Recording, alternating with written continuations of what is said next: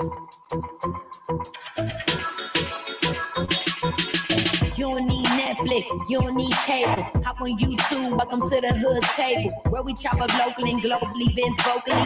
You don't really wanna miss out on these conversations. Just joke a little, laugh a little, get that wine in your system, fill your glass a little, expose current events, talk trash a little. You never know, these opinions might clash a little. They addicted to the content, got them binge watching. You don't like it, then you want invited. Bet your friends watching in the house and your job parking lot before you clocking. They don't wanna miss a second of this HT content. Everybody think they got something to say, so it's an open invitation, bring it to the table. But if you come whack, just know we ain't buying in. We gon' probably turn it back and tell you sorry, try again. Yeah, welcome to the hood table. You don't need Netflix, you don't need cable. Yeah, welcome to the hood table. You don't need Netflix, you don't need cable.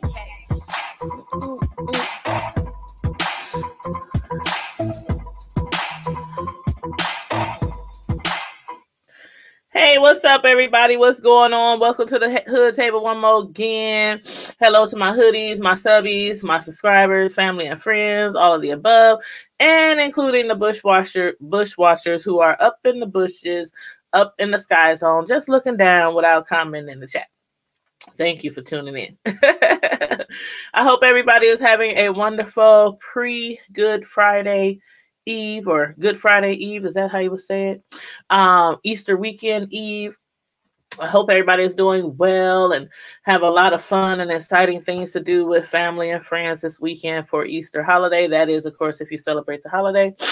Excuse me. I am looking forward to celebrating the holiday with my kids and my friends and whatnot.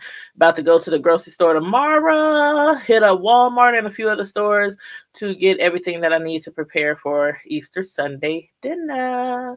So make sure you come on in, everybody. Like the video, share the video, subscribe to the Hood Table if you're not already subscribed, and also be sure to follow us on Facebook, IG, Twitter, and thehoodtable.com. But this evening, everybody, we will be reviewing Sistas, Tyler Perry's Sistas. If you guys have any comments about the show or any of the storylines, please feel free to comment in the chat your thoughts on everything that has been going on this particular episode and any other episodes in the past. Now, as we know, this is the finale, episode 22, which is actually the finale. Matter of fact, let me put that in here. Hold on one second.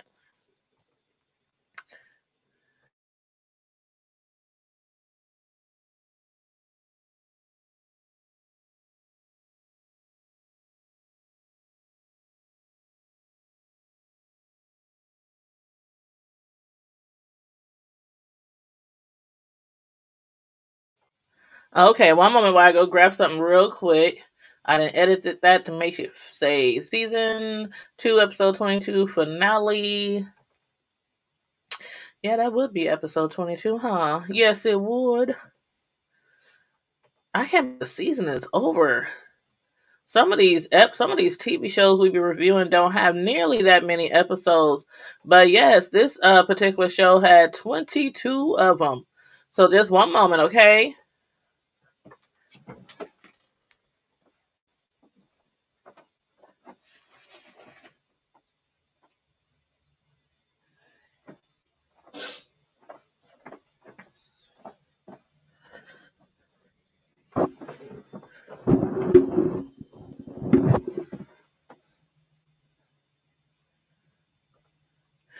Alrighty. So are y'all ready to go so we can get this review popping? I got my notes here. Again, we'll be reviewing Sistas, season 2, episode 22 finale, and it was titled, oh, I done knocked my mic to the side. And it was titled In the Shadows. So this episode, we started off right back in a very awkward place of aisle 9 at the grocery store. And although I don't know for real what aisle they were in, we're just going to say aisle 9, okay?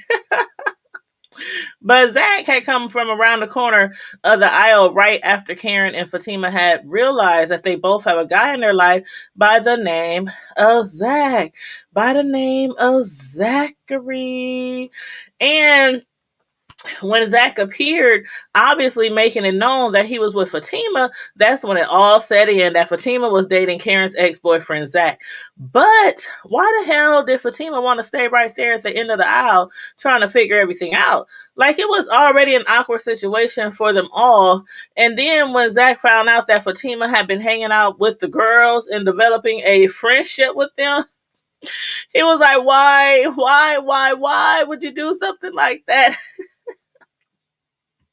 Zach was not about to be playing those games, not in aisle 9 of the grocery store or the supermarket, knowing full well that it probably was about to come out, unbeknownst to Fatima, that he had slept with Karen earlier that day. I swear, y'all, in real life, I bet that Zach is a type who is forever funny without even trying to be. He be having me cracking up like every single episode. But yeah, after Zach walked off, Fatima understood exactly why he wasn't trying to stick around, because he was sticking both Fatima and Karen. But however, he did come back. He did come back only to end up storming off again. Zach feels like, well, actually, he doesn't feel as if he owes anything to Karen nor her girlfriends. And I agree. Because neither Karen nor her girls knew that Zach was messing with their new friend, just like Fatima had no knowledge that her new hairdresser was Zach's ex-girlfriend. And on top of that, Fatima and Zach are not even officially dating. Neither are Zach and Karen. So from where I'm sitting at, they all are very much single, right? Ain't nobody tied down to nobody. Ain't nobody got no ring on their finger. Nevertheless, I do feel where Fatima was coming from. So it's probably best for now, at least for now, that Zach moves out, since he obviously still has strong feelings for Karen. But then I was like, well, where the hell is our homie Zach going to be staying now? Then we saw, of course, he would go back to Danny's apartment, where he was fed very well by her boyfriend, Preston. But did y'all see Danny beating him with that belt in efforts to kick him out of her crib? I don't know what Zach is going to do now. I mean, you think maybe he could possibly stay in one of those properties, you know, the ones he'd be fixing up and flipping for those investors? I don't know. And also, you know what I find very strange? You know, I done had several relationships in my past lives, just several. But Fatima and Zach been kicking it for how long now? And Fatima still didn't know the name of his ex-girlfriend. She like had no idea who his ex-girlfriend was.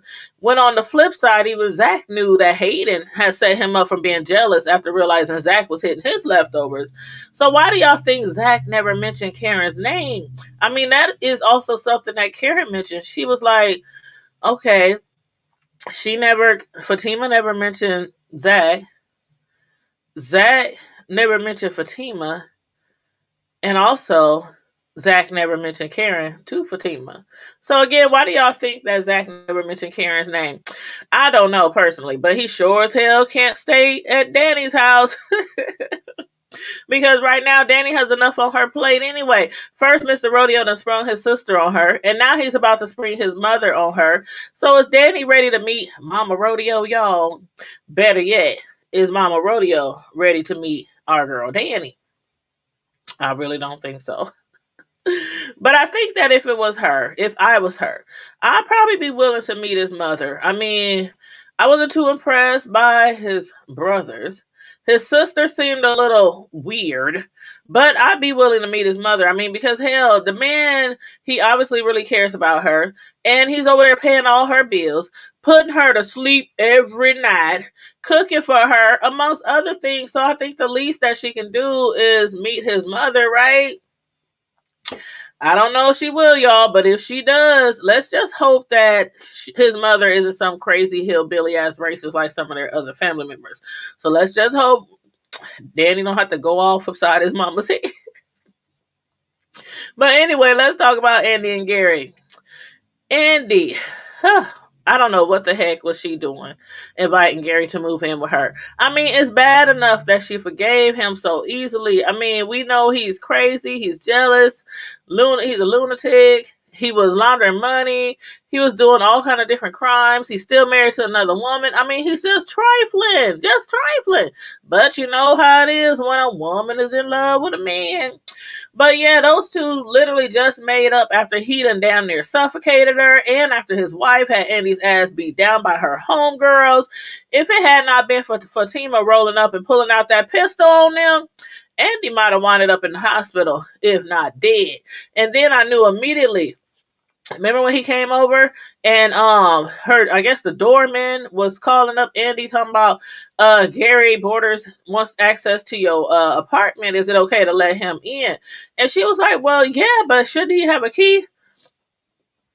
His keys just didn't walk away from his hotel room. I knew that his wife had stolen his keys. Not only his keys, but also the keys to Andy's apartment. And for some reason, I feel like from the expression on Andy's face, that she knew it too. She knew that girl had his keys. It was only a matter of time before she showed up. But if she didn't know, they soon found out where them keys had went to, which was right in the hands of Gary's wife, Jasmine, who used the keys to break in on them in the middle of the night. But what I didn't expect was for her to come through with a gun. So what do y'all think? Is Gary going to make it, y'all? And whereas we know she shot Gary, did she shoot Andy as well? I sure hope not. And if she did, I hope Gary, after being shot, will muster up enough strength to get the gun away from Jasmine to finish them off. Because, you know, she wants to put a bullet in Andy as well. Damn shame. The things sisters go through for me. But moving right along. Let's discuss Maurice, Calvin, Sabrina, Jacoby. Maurice, he done busted Calvin stalking Sabrina on social media. He was like, I'm just worried about her. I just wonder how she doing. Yeah, right. You trying to figure out who she doing. But what the hell did Maurice have all over his face? Like, what was that shit? That wasn't no face mask. I don't know what that was. It was all wet and runny, looking like somebody had been skeeting all over his face, if you know what I mean. I'm just saying. Even when Calvin asked him what was that mess all over his face, Maurice started all switching his butt, talking about, it's Devin.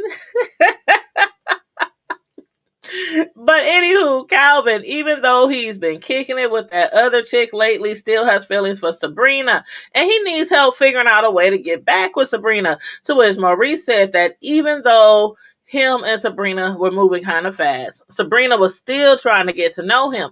In other words, she was still on the fence, you know, about if she believes that he is gay or if he's straight.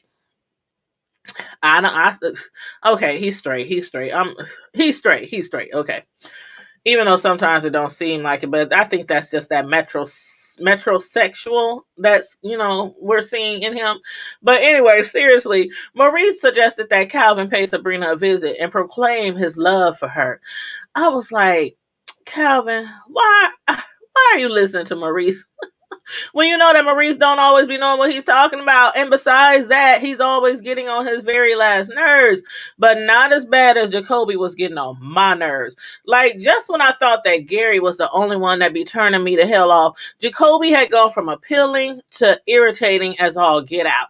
He was up there getting on my nerves, y'all. All that begging and pleading, you know, for Sabrina to give up them draws, knowing that she didn't want to have sex with him. Or did she? Was she just playing hard to get? And I ask that because, you know, ladies, I know that I'm not the only one who has ever told a dude, you can lay in my bed, but we ain't having sex. We just gonna lay here next to each other and cuddle all night. And then 30 minutes or less later, that man got you all hemmed up, legs up, you moaning and panting all through the damn night. Don't play like I'm the only one that's ever experienced something like before. Don't play. But now that I'm saved, I know better. I know better. I know to see the devil when he coming. I know to see the devil for what he is. See, that's what happens when you find Jesus. Oh, I'm just kidding, y'all. I'm just kidding. But back to Sabrina, who probably wishes that somebody would save her ass right now. Like, who opens the door to their apartment or their house when they have a whole butt-ass naked man standing in the middle of their crib? Had it been for me, had it been for me, I would have never answered that door. I'd be walking around there telling Jacoby, shh, shh, shh, be very, very quiet so that they don't think anybody's home. But somebody was home, all right, getting dug out all on top of that kitchen island or that countertop. Poor Calvin. He was ready for all that at all. He had a feeling that Sabrina was going to wind up hooking up with Jacoby, but thanks to Maurice pumping his head up to go over there to get his woman back, he's now up there feeling and looking pretty stupid. Message. Big message here, and we all know better. Before you show up, make sure you call first, because you might find something that you didn't want to see. And that's exactly where Calvin stands right now. But anywho, that was the end of that episode. Season 5.